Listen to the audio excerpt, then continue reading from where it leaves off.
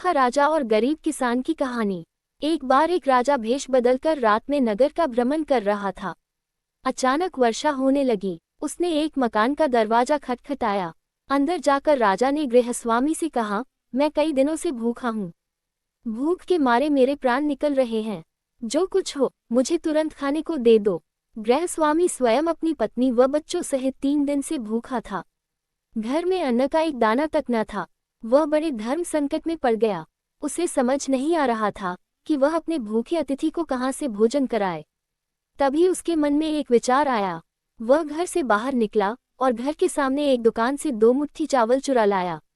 उस गृहस्वामी ने अपनी पत्नी से उन चावल को पकाकर उन्हें अतिथि को खिलाने के लिए कहा।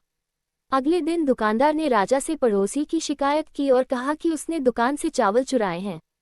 राजा ने तत्काल उस व्यक्ति को बुलवाया और चावलों की चोरी के बारे में पूछा। उस व्यक्ति ने अपना अपराध स्वीकार करते हुए बीती रात की पूरी घटना सुना दी। हाथ जोड़कर कहा, महाराज, मेरा स्वयं का परिवार 3 दिन से भूखा था। मैंने अपने लिए चोरी नहीं की और न ही कभी करता, चाहे प्राण निकल जाते, परंतु आधी रात में घर पर आए अतिथि को भूखा नहीं देख सकता था। राजा ये सुनकर बहुत दुखी हुआ। उसने बताया कि अतिथि वह स्वयं था।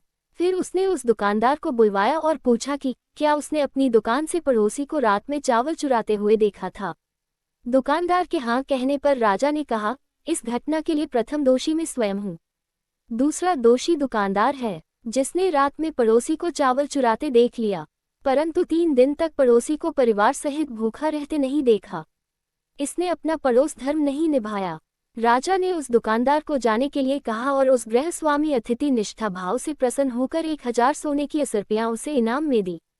शिक्षा। दोस्तों, इस कहानी से हमें शिक्षा मिलती है कि हमें अतिथि का सम्मान करना चाहिए।